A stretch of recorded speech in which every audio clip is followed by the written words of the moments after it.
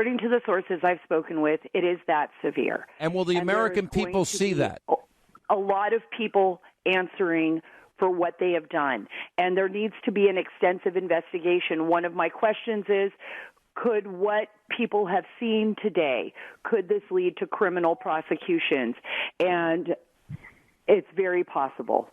Well, and Sean, this is Matt. I can tell you, having looked at the information, it became very clear to me why Senator Graham and Senator Grassley wanted to refer matters for criminal prosecution. It also led me to believe that the initial referral of the Fusion GPS people for criminal prosecution may not be the final referral if there is other criminal conduct that is found. I think that after this information is released, we'll also have a lot of questions about what role the media and media reports and the mainstream media have played in the misinformation about our president and really in service of the people who've wanted to disrupt this presidency both before and after our national election. So those will be things that we'll have more questions about after we get this information into the public square. One area where I may disagree with Sarah slightly, and she has done phenomenal work on this and many other subjects, I don't think we can wait 2 weeks or a month. I want this information out immediately. If you have people currently in positions of power within our government who are working to undermine our democracy and the current president of the United States, that is not a... Congressman Gates, wait, slow down. Alone. The evidence is there in this information that would show... I feel like I couldn't pass the test, the cognitive test the president passed. But you're saying that they literally have been trying to remove illegally the president of the United States of America. Well, I will leave that judgment to the American people when this information is released. But I think that we've got to get it out there, Sean. I mean, look, Republicans have been trying to get this information to the public. Democrats have been fighting against that. They didn't even want me to be able to see the information. They didn't want other members of Congress to see it. But I've been around this place for about a year now, and I don't think a bunch of secrets within the Congress serve the country well. We need to get this information out. And, I mean, if this is so serious, I would schedule an emergency meeting of the Congress tonight, tomorrow, this weekend, whatever I had to do procedurally to get a vote on this issue. Let's let the public know. I think that will vindicate Chairman Devin Nunes.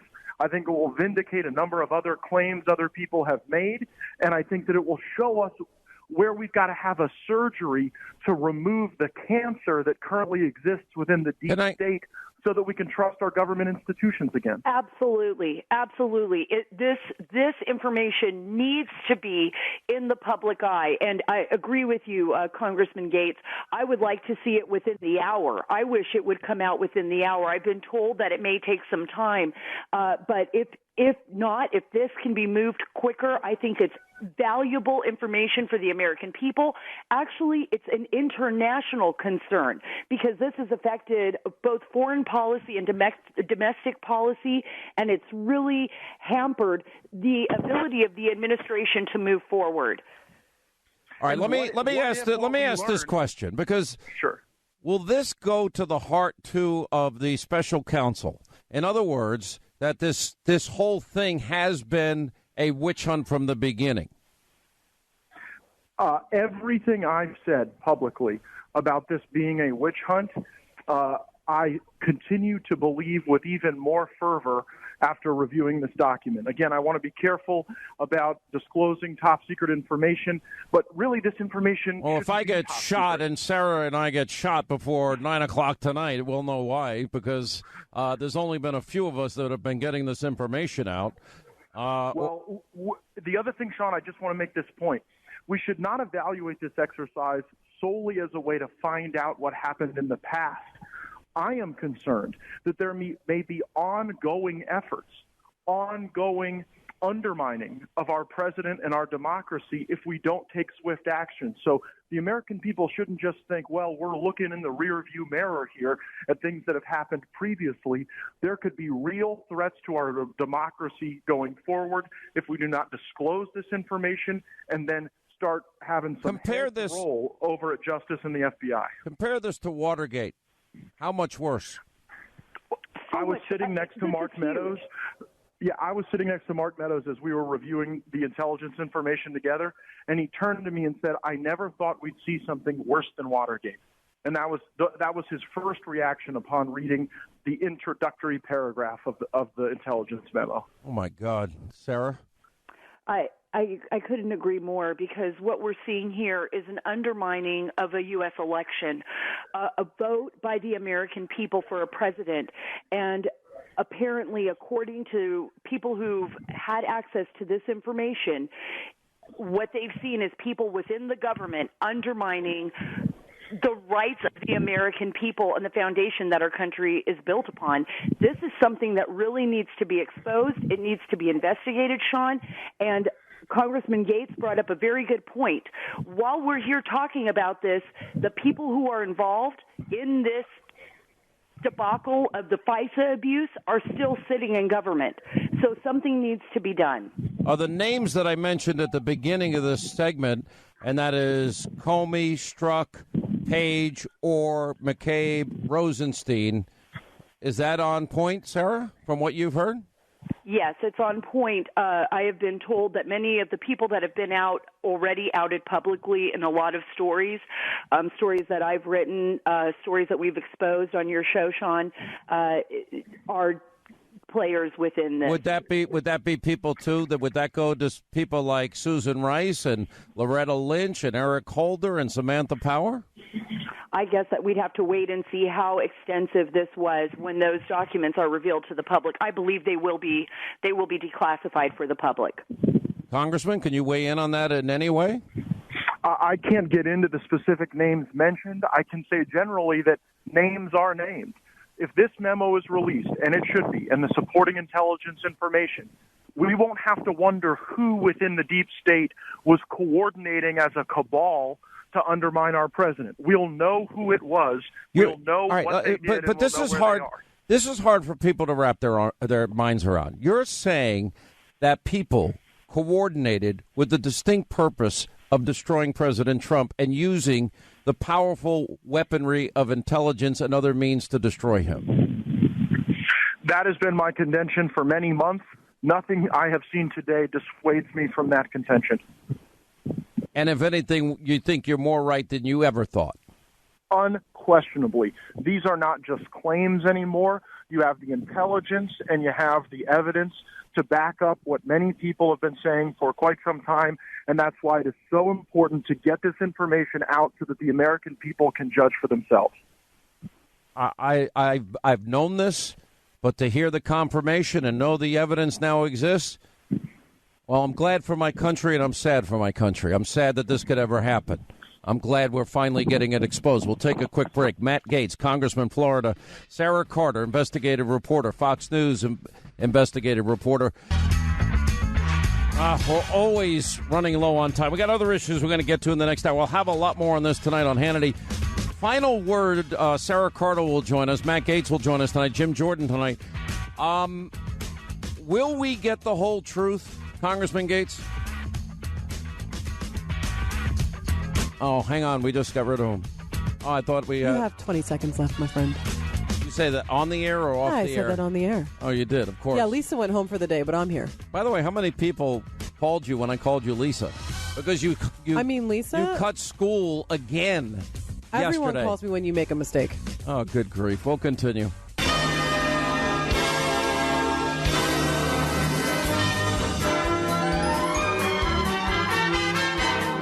All right, this was funny. Glad you're with us. News Roundup, Information Overload Hour.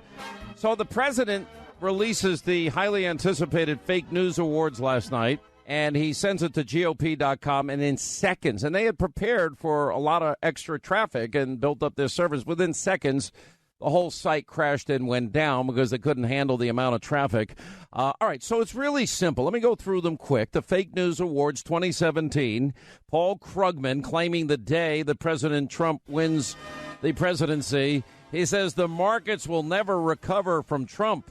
Well, the Dow hit a record high, 26,000. The second award goes to Brian Ross. And Brian Ross, of course, his report about General Flynn. Oh, it happened during the time that he was working for Trump. No, that he was in the campaign. No, that didn't happen. It was when he was reaching out to his counterpart or soon-to-be counterpart.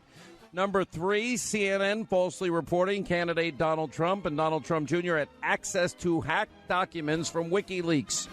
Another false report, fake news report. Number 4, by the way, CNN, we have renamed them the whole fake news network. Number 4, Time falsely reporting that Trump, this was on day 1, removed the bust of Martin Luther King Jr. from the Oval Office. That's not true either. Number 5 goes to the Washington Post for falsely reporting that President, when he had a massive sold-out rally in Pensacola, Florida, that the seats were empty. Only problem is they took pictures of the arena hours before the event. Number 6 was the edited video to make it appear that Trump, the president, defiantly overfed the fish with a visit with the Japanese prime minister. Well, he was just following what the Japanese prime minister did because the Japanese prime minister led the way. Number 7, CNN falsely reporting Anthony Scaramucci's meeting with a Russian, but then they retracted it due to a significant breakdown in the process. Number 8, Newsweek, which just got invaded by their New York police officers, just raided their headquarters. That's pretty interesting. Anyway, Newsweek falsely reporting that the Polish First Lady did not shake President Trump's hand. Well, we just happen to have real evidence of that. CNN gets number 9, reporting that the FBI director, former FBI director James Comey, would dispute President Trump's claim that he was told he's not under investigation. False. Number 10, the New York Times falsely claiming on the front page that the Trump administration had hidden a climate report. No, that wasn't true either. And last but not least, the last winner of the Fake News Awards 2017 goes to all of the media and their Russia collusion phony narrative, which is perhaps the greatest hoax ever perpetrated on you, the American people, because there is no collusion. But we did create nearly 2 million jobs. We have gained over $8 trillion in wealth. We now have hit 7,000 above when he got elected. African Americans and Hispanics are enjoying the lowest unemployment rate in recorded history. The president signed historic tax cuts for relief for hardworking Americans, the biggest since Ronald Reagan. And President Trump's plan to cut regulations, instead of 2 for every 1, 22 for every 1. The president's unleashed the energy boom. He's opened up Anwar. He has now saved the coal industry. He's now allowing natural gas and fracking to occur. ISIS is in retreat and have been crushed in Iraq and Syria, and the president followed through on his promise to recognize Jerusalem as the capital of the state of Israel. And with the president's encouragement, more member nations are paying their fair share with NATO, and he signed the Veterans Accountability and Whistleblower Protection Act, and President Trump kept his promises, appointing Neil Gorsuch to the Supreme Court. Here to weigh in, Danielle McLaughlin, attorney, constitutional expert, and D.C. McAllister with the Federalist and PJ Media. I would say that only is a tip of the iceberg, Danielle, about how bad the news media has been. And I think even you were probably embarrassed at their behavior with the president's doctor. Actually, I was, Sean. Hi, good afternoon. Hi, DC. Always good to be here. Yeah, this press conference with the doctor, it was puzzling, and I think it was troubling for a number of reasons. There are far more things we have to worry about here. The president's health clearly isn't one of them. His height, his weight. Let's talk about the things that really matter. Why are Americans going to have to pay $80 to get into a national park? What are we doing about plans for a greater use of nuclear weapons?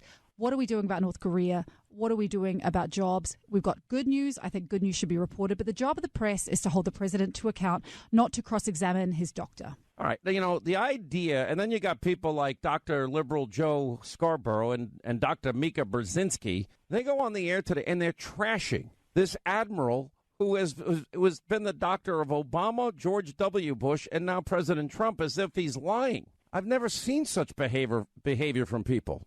D.C. Well, I even read an article today, I think it was in the Washington Post, where they're calling on questioning the doctor's mental health because they didn't like what he had to say. It was ridiculous. I mean, how they behaved, you could just see the glee. They were, or not glee, the angst. They just wanted desperately something to be wrong with this president, even asking about his life expectancy. How long do you think he's really going to live? Like, they don't want him to make it to the next 4 years. The press has become just an attack dog, of course, for the leftist ideology. Too many outlets are acting like this. And it's bad for our society. It's bad for people running for office. But it's also, this attack that they say from Donald Trump, they accuse him of attacking the free press. This word should really offend everyone because he's not attacking the free press. He's attacking a lying press, as he should, and many presidents have done this throughout history. Well, I mean, that's the point. I mean, I don't understand that the media has ignored so many big stories. Don't you think it's a big story if James Comey, you're a lawyer, right?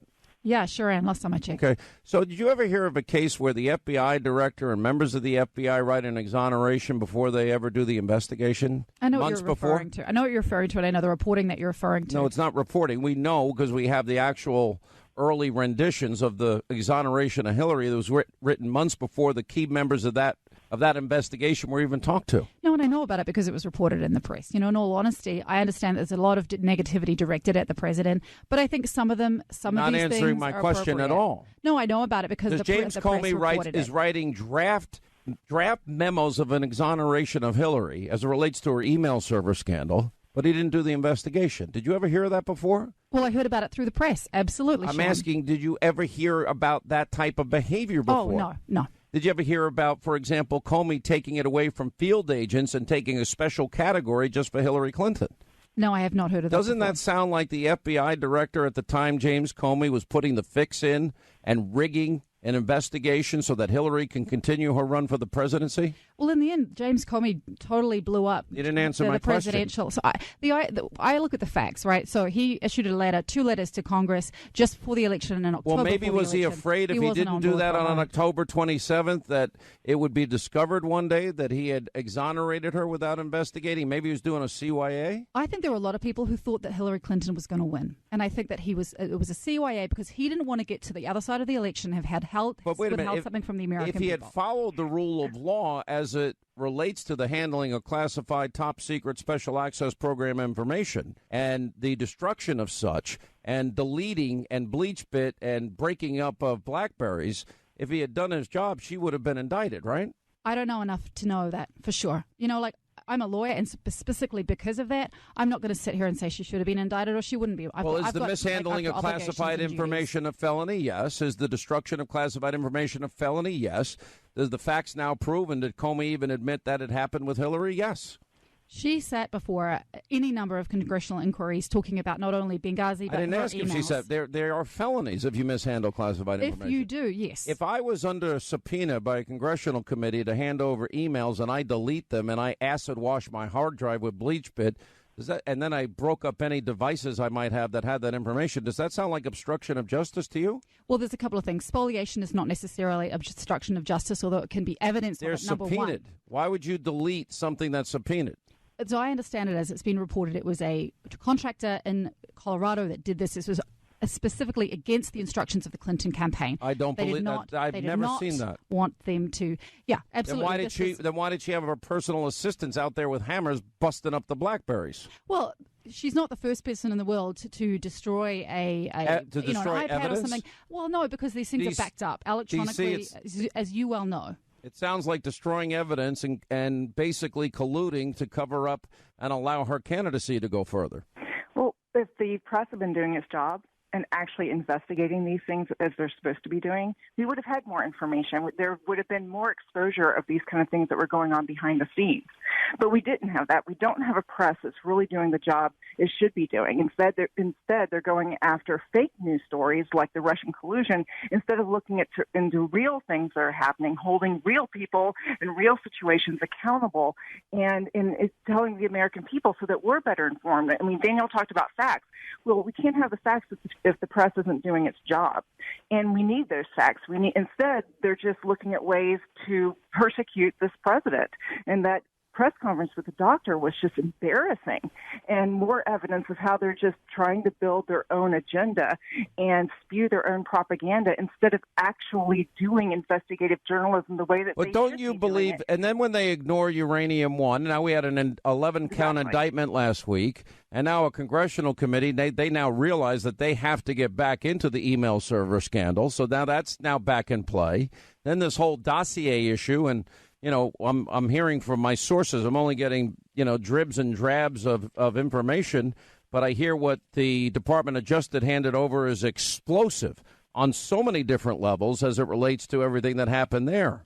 Well, and with all the misinformation that we're getting from the press, it's just creating a chaotic environment where people just throw up their hands and like they don't believe anybody.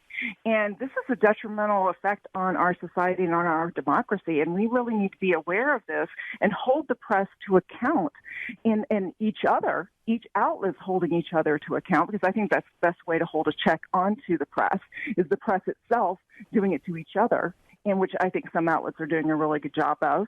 But we need to hold them to account to get these facts so that we can actually have a civil society to live in. I agree, but I don't think that fake news awards is a way of holding the press to account. The first number one is an opinion piece by Paul Krugman predicting that the stock market would crash. He was wrong. The reason it's number one is because obviously, and rightfully, President Trump is very, very proud of what he has done and what he has pushed in terms of growth and in terms of what corporations are bringing back from overseas. There are lots of good things, lots of good economic news coming out of this presidency, and he's right to put this at number one. But it was an opinion piece. It is not false. It is not meaningfully and intentionally false. It's opinion. Not only was it false, I mean, it was beyond false. We'll take a break. We'll come back. Danielle McLaughlin, D.C. McAllister, as we continue. Right, as we continue, the president gave out his fake news awards last night. Danielle McLaughlin, constitutional attorney, is with us. D.C. McAllister, the Federalist, and PJ Media is with us. I just think that after a year of Russia collusion without any evidence, you would think, and every time the president goes in front of a crowd and he's at a rally and he starts pointing to the people in the back of the room, they basically start saying CNN sucks. And I would think that if that was happening to my network, I might have to take a long, hard look at the network and say, okay, what are we doing wrong here? Your reaction, D.C. They don't care, because their goal is not truth. It's this propaganda that they have to defend an ideology that goes against the Republicans. And we've just seen this time and time again, ever since the 90s, really, with Bill Clinton. And they're just not doing their job as journalists in holding power to account. And we see it, and the American people resent it. And then they turn around when Trump does something like the fake news awards, which I think is hilarious. I think it's great. And I think that it's fine for the president to poke the press and to make fun of them or to criticize them. We've had that ever since, listen to Teddy Roosevelt in his muckraker speech. Back in 1906, he was going after the press, calling them a bunch of scoundrels and liars, and how that's bad for society. So this is not really anything new of a president doing this. And I think it can be effective because it does hold the press to account, because it exposes them. And you can tell because they're all angry about it. This is your press. I mean, I just think that if you are an American citizen, you're not being served by people that just advance one agenda. And they don't do it with any upfront honesty. They actually claim that they're news. I think that's... I'm sorry. Yeah, go ahead, Danielle.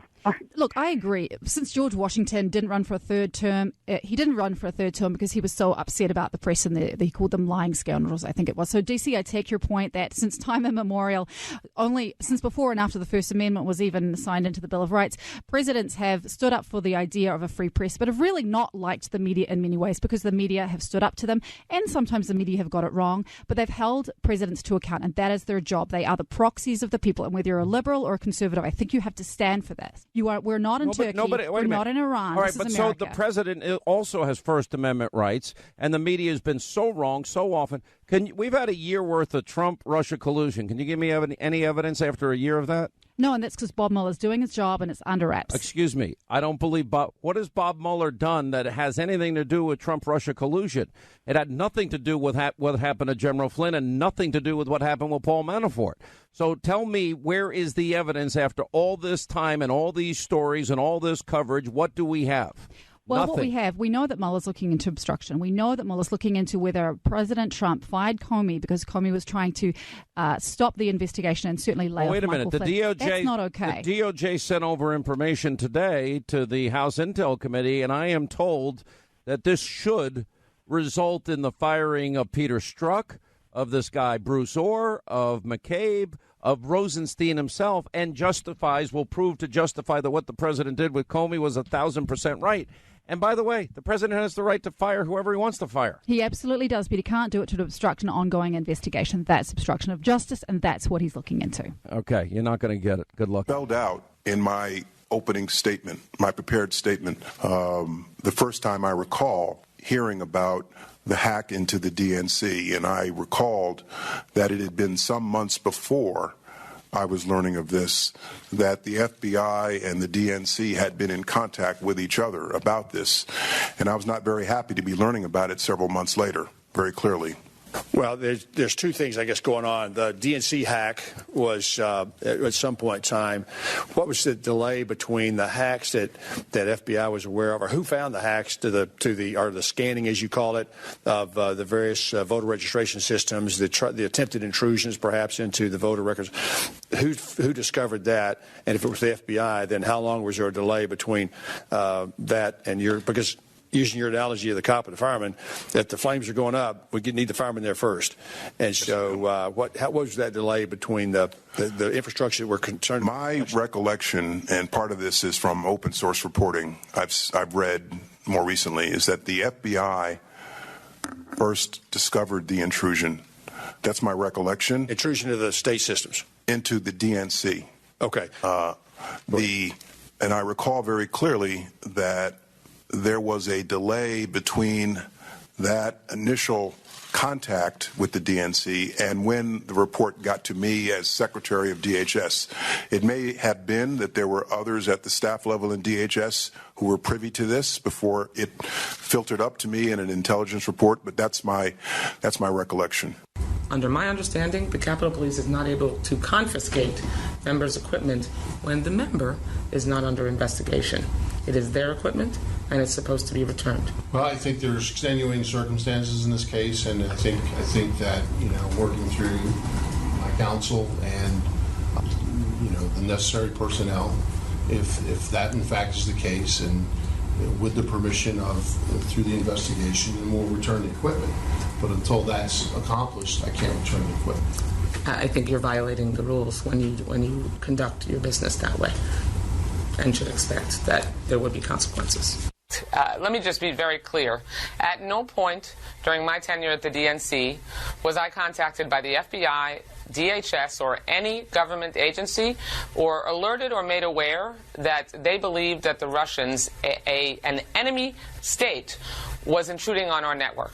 At no point. And I am a member of Congress who had the ability to sit down and be briefed in a classified setting. Even Director Comey testified publicly that he wished that he had gone to the top of the organization. We're one of the two national political parties. It is astounding that when they had a member of Congress who was leading that organization, that no one felt it was any more important when we had a foreign enemy intruding on one of the two political parties' networks to do anything more than lob a phone call in to our tech support through our main switchboard.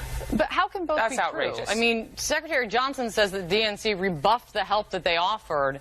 You're saying that no one ever contacted you.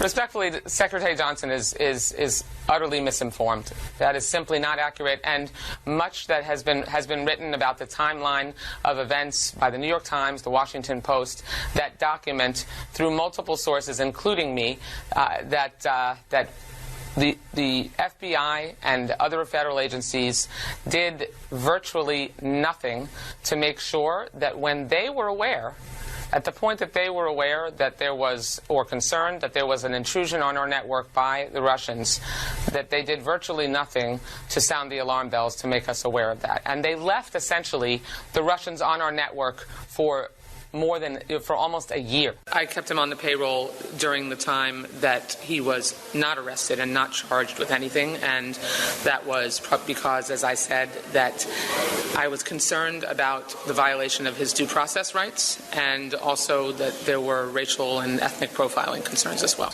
Now, another breaking story we have. Now, we're just playing, this goes to the whole Debbie Wasserman Schultz issue. And if you remember, she had this IT worker. And as a result, we now are getting information from the Daily Caller that there's a House report that has concluded that Pakistanis actually made unauthorized access to congressional servers. This is another story completely ignored by the mainstream media. That means hostile actors.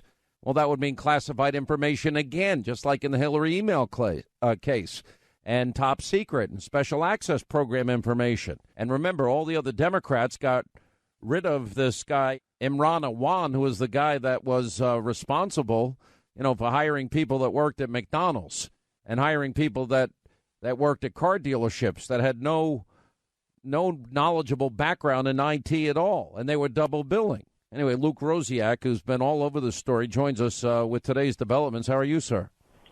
I'm good, Sean. Thanks for having me. So, before you tell us about the new stuff, you got to set the table, because this is separate and apart from Uranium One. This is separate and apart from the dossier, the email server scandal.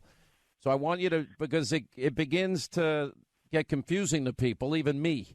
And I live this day and night. So I want you to just go back, set the foundation for everybody. Sure. So I've been saying for the last year, and we've talked about this a couple times, that shortly before the 2016 election, the House of Representatives was the victim of a major cyber breach by a family of Pakistanis who had been hired by Democrats as IT aides.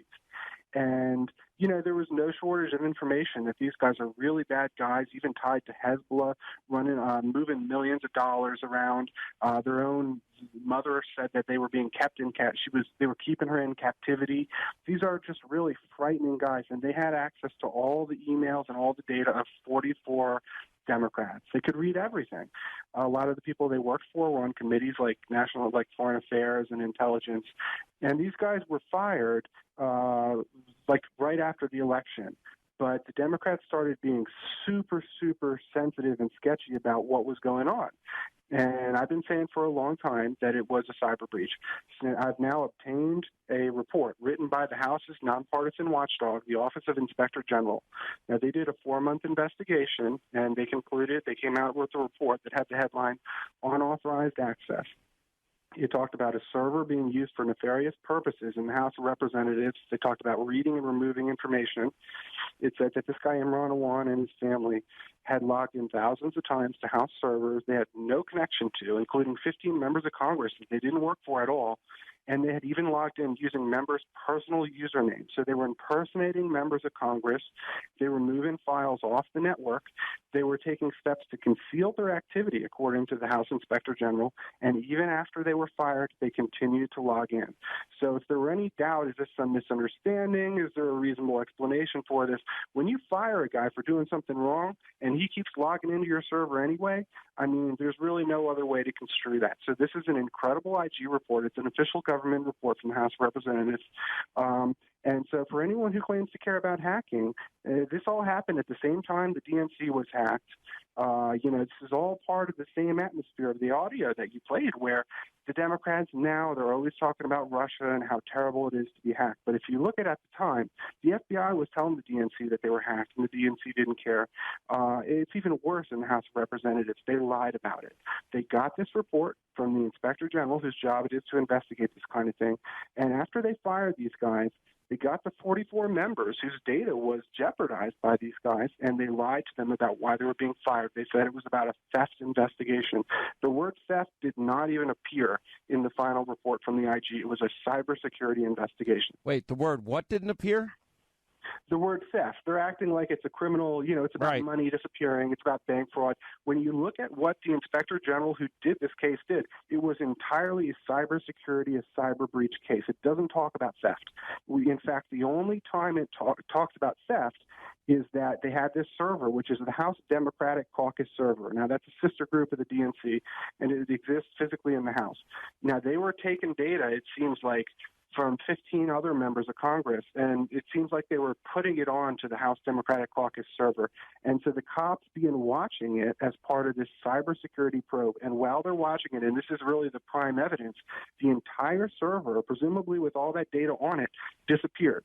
So the only theft, you could say, was this incredible example of tampering with a criminal investigation and stealing evidence from under a cop's nose. So any member of Congress who is concerned about data, and these are concerned about cybersecurity, and these are members on the Intelligence Committee, we trust these guys to be prudent when make good decisions. At the point where there's unauthorized access, and then an entire server with your data on it is stolen, to act like this is a theft case is almost Orwellian. I mean, this is a major cyber breach. But the most troubling thing about it is not even that it happened, as if that's not bad enough. It's that members have completely misrepresented it. So why would Democrats lie about the House Democratic Caucus being hacked right before the election? It really blows your mind. Well, I mean, that's the whole thing, you know. I mean, I guess at the end of the day here, how many different ways are we going to have America's security hacked into by foreign entities that don't like us and allow this to continue? Because it's the same. Like, for example, you know, one of the things that frustrated me, the DNC hack, and I think I'm the only person that ever interviewed Julian Assange 5 times, but he was very clear it wasn't Russia or a state of any kind. Now, that goes into the whole issue of the Mueller investigation. That goes into the issue, and frankly, it's connected here in some ways. So now the question is, okay, well, if you didn't get the information from Russia, why do we have a special counsel? And number two, if he's the one person that uploaded the information, wouldn't he be the one person that knows where it came from? Right, and I think it gets to the idea that our Democrats... And by the way, I don't care if people like him or not. That's irrelevant in this case. Right, and when Democrats are saying, you know, we're so mad because we got hacked and we say it's by Russia, are you really mad, or is this an excuse that you needed to justify losing the election? Because there are all kinds of signs that they don't actually care about being hacked. And to me, the worst thing about it is that the DNC is just merely a political group. I mean, when you've got classified information coming out from the Hillary Clinton State Department and Huma Abedin's putting it out there and they didn't care, and then you've got the House of Representatives, the U.S. government being hacked, and they don't care. I mean, you're telling me that you value political information more than that's the point. From the U.S. government. That's politics. That's party over country. Well, then why would they hide that? Why would they be so against us knowing about it? Right, and it's not a rational response. And I think that's why you're not seeing media coverage. Is they assume that if Democrats were hacked, they'd be saying so. Well, now you can see the report. The IG report is out there. It's not really in dispute. You know, anyone who's in good faith and wants to look into this, they will see that there was this major breach, and then you can see the bizarre response. Now, people on the Hill have been saying that this family of IT aides, they suspect them of basically engaging in a kickback scheme with a handful of members, where they were, you know, putting no-show employees on the payroll and splitting the money, and some of them even think they were blackmailing members with their own data. I think that becomes very, very credible. I really do, based on their response to this, because there is no reason they should be okay with this kind of cybersecurity breach and to go to such lengths to avoid addressing it. The other thing is the prized Russia narrative. I think if you look at the facts of this, this was the House Democratic Caucus, which is a DNC sister organization, being hacked in the same month as the DNC. And they caught the guy who did it, and he wasn't Russian, he was Pakistani. And I think they're worried that either they're going to find out that he really did hack the DNC, or at least that it's going to muddle the narrative. And they care about the narrative. They don't care about actually being hacked. It's all about narrative. Now, when we first found out that this was questionable, Imran Awan and his family, that they had been double billing and that they had people not qualified to work in IT, the other people besides Debbie Wasserman Schultz, they were willing to let those people go. Debbie Wasserman Schultz, though, there was a police report indicating, you know, number one, well, we saw a video of her fighting to get back a laptop that the police had, the Metro Police. And then, of course, we have this aide, Imran Awan, planting the computer in this phone booth for investigators to find. So what's the latest there? So this guy, the day after I reported that the FBI had seized smashed hard drives from this guy, he got on literally the next flight to Pakistan. He tried to, and the FBI arrested him at the airport. And the prime evidence in that case is now Debbie Wasserman Schultz's laptop.